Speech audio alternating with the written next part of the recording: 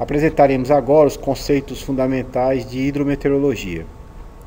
Os conceitos de hidrometeorologia serão úteis para que nós possamos entender como se dá o processo de formação da precipitação e também os processos de evaporação. Então, essa relação entre a superfície e a atmosfera, ela é mediada do ponto de vista conceitual por essa base conceitual de hidrometeorologia.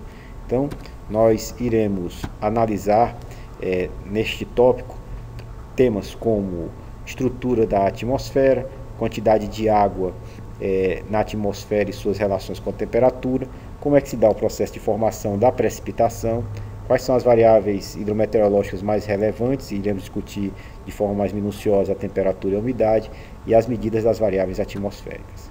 Então, o primeiro ponto importante é como é que se dá a estrutura da atmosfera. Qual é a composição dessa coluna que se origina na superfície do terreno e vai até os mais altos níveis da atmosfera no planeta. Então, a composição dessa atmosfera é praticamente constante do ponto de vista dos principais componentes. Quais são eles? O nitrogênio e o oxigênio. O nitrogênio é 78,05% da composição da atmosfera e o oxigênio 20,95%. Os dois somados teremos praticamente 99% da composição da atmosfera. E vão existir na atmosfera alguns componentes que nós podemos chamar de permanentes e alguns componentes que nós vamos ter como variáveis. Os componentes permanentes, nitrogênio e oxigênio, eles têm sua quantificação, sua quantidade fixa no tempo, inclusive na coluna atmosférica. E tem outros componentes, como é o caso da água, do CO2, do metano, que eles vão ter a composição variável no tempo. Esses componentes, apesar de terem uma concentração muito menor do que, por exemplo, o nitrogênio e o oxigênio, eles têm um papel essencial no balanço de energia do planeta.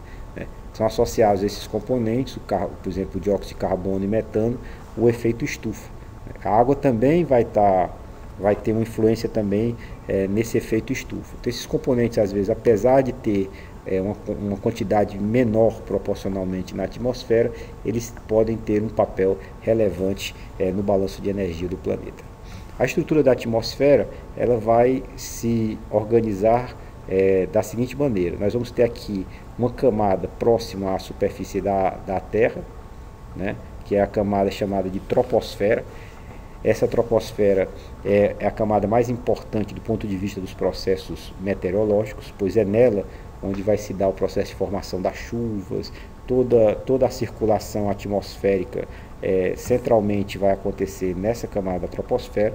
Depois nós temos a estratosfera, mesosfera e termosfera. A troposfera, a temperatura, ela decai com a altitude, chegando a uma certa altitude que pode ser em torno da ordem de grandeza de 12 km de altura no Equador e em torno de 10 km de altura nos polos, acontece uma estratificação térmica, que é denominada de tropopausa. E essa estratificação térmica, a partir da tropopausa, que é essa estratificação que separa a troposfera da estratosfera, a gente vai ter aqui um decaimento da temperatura na estratosfera. Essa tropopausa e essa estratificação térmica, ela decorre da maior concentração de ozônio na altitude em torno a 20, 30 km de altura, onde nós vamos ter uma concentração grande de ozônio, e o ozônio recebe os raios ultravioleta, e a partir dessa absorção dos gases ultravioleta, ele vai emitir calor e vai aquecer essa camada da atmosfera, possibilitando essa estratificação térmica. Então, na realidade, essa estratificação é útil porque termina confinando, em grande medida, esses processos meteorológicos aqui nessa região aqui da troposfera.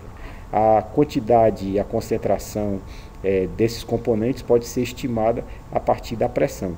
Então, aqui a gente tem aqui o decaimento da pressão com a altitude. Então, a gente tem um decaimento aqui do tipo exponencial.